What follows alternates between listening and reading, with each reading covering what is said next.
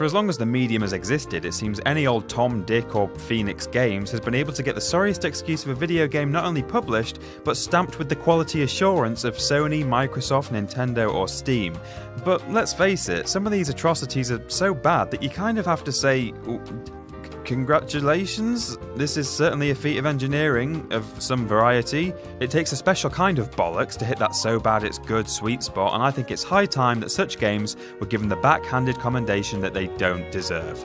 So I'm Peter from WhatCulture.com, and here are 10 video games so bad that they're actually awesome. Number 10, Darkest of Days. Darkest of Days is of the caliber of video games that we came up with at age 13 when we thought we knew better than the people in the industry. I mean, we might have been right on the latter, but that didn't stop us envisioning stuff like a first-person shooter that sends you across time and space to participate in various historical battles. On paper, it sounds pretty intriguing. On screen, it looks terrible and is full of hammy dialogue, wobbly plot pieces, and missed opportunities, but in our heads, it's still a goddamn beautiful piece of infantile science fiction. Where else can you roast Roman soldiers with a futuristic flamethrower under the glow of an erupting Vesuvius? Perfection. Terrible perfection. Number 9, EnviroBear 2000. The first of two self-aware terrible games in this list, EnviroBear is a real spectacle. Seriously, look at this. What on earth is going on? Hands up who played Granny's Garden on the BBC Micro in the 80s and 90s. EnviroBear is the fever dream that would hit you if you were to eat the talking toadstool. The controls are deliberately lousy as you just use one elongated paw to operate everything in the car simultaneously and swipe away at the bees, badgers and fish that fly in through the window. It's ugly, it's awkward, and it's absolutely wonderful. Number 8, Survival Arts. There's something inherently funny about the digitized games from the early 90s. Back in those days, a developer had two main options, graphically speaking. Number 1 was vibrant pixel art that brought us everything from Super Mario Bros. To Street Fighter 2. Number 2 was to dress up a bunch of out-of-work actors in silly clothes and cobble the animations together from a bunch of disjointed snapshots. Mortal Kombat pulled it off pretty well, others less so. Survival Art was a parade of unintentionally comical characters, chaotic backgrounds, and Dantel, the final boss, who looked like a washed-up member of Dead or Alive. The band, not the game. Look at that hair. Defeat him and he'll start spewing out black and white cutouts of Mussolini, Hitler, and other infamous dictators. What is happening? I'm enjoying it, but what is happening? Number 7, Two Worlds. Take a look at this open world RPG. Looks okay, doesn't it? Looks a bit like Oblivion, actually.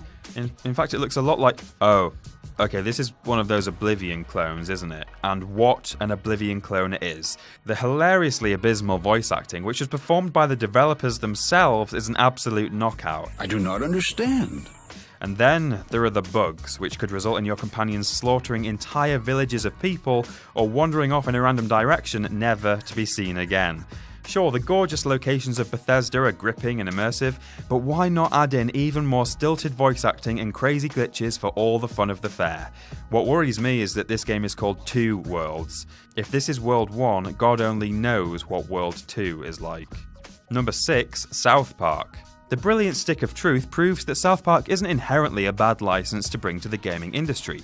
However, the South Park game of 1998 did its damnedest to set that standard, with thicker fog than Silent Hill, nightmarish 3D models, and horrendous sound quality. And God, it hits the ground running. Right from the outset, you're faced with dozens of turkeys that make one hell of a grating noise.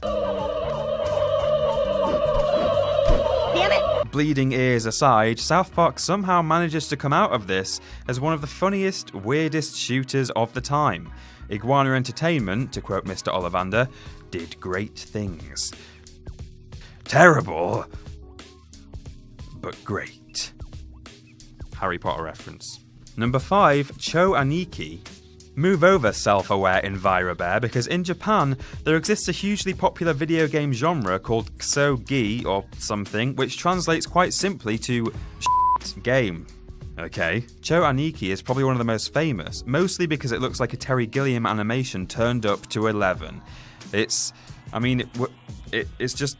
Oh, okay, that's... Oh, I don't know what... Oh, wow. Great. And here's a boss in the form of a giant human ass. This game is utterly terrible, hilarious perfection, but not the trippiest on the list. Hello number 4, LSD Dream Emulator. There's no earthly way of knowing which direction we are going. There's no knowing where we're rowing, or which way the river's flowing. Is it raining? Is it snowing? Is a hurricane a-blowing? This game is equal parts but ugly and spellbinding. 10 out of 10. Number 3, 50 Cent, Blood on the Sand. Have you ever thought that all the problems currently plaguing the Middle East could be solved by flying Curtis 50 Cent Jackson out there with an arsenal full of guns and bullet time abilities? Well, THQ did, so here it is.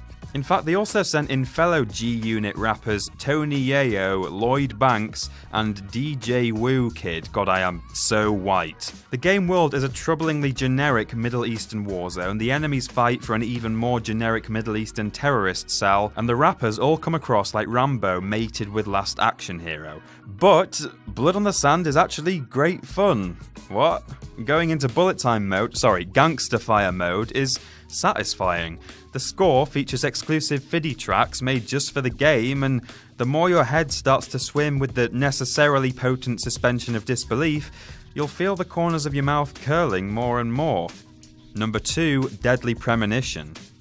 Take 1 part Resident Evil 4, 2 parts Fahrenheit Indigo Prophecy, a sprinkling of Alan Wake, and marinate it in its own excrement for 6 hours. Deadly Premonition boasts pitiful combat, eye-watering visuals, peculiar dialogue, and a story that actually makes you less mentally enriched than you were when you started. So this game is certainly an experience. You could call it intriguing. In fact, it's even charming. Yeah, hang on, you control a psychic murder detective who gets visions in his coffee. You wander a kind of open world talking with unintentionally eccentric locals, scuffling with demons, and, having a shave. Essentially, Deadly Premonition has the structural integrity of cornstarch water.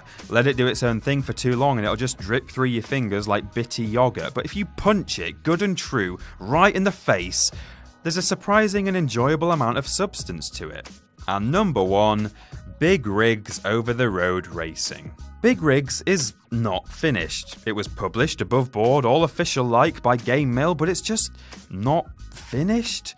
The epitome of video game infamy, Over the Road Racing is known across the world for its super traction trucks that can ascend 90-degree slopes with ease, phase right through solid objects including a bridge that's part of the actual racetrack, and then sail out into the endless void like a lorry-shaped TARDIS.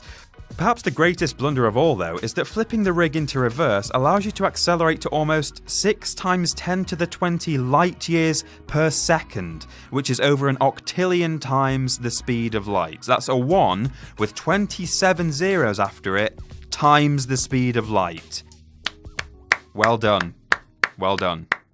So what did I miss? I know there are hundreds upon hundreds more, so please comment below and tell me all about them. As always, don't forget to like, share and subscribe. You can chat with me on Twitter here and What Culture Gaming here. I'm Peter from WhatCulture.com, and I'll see you soon.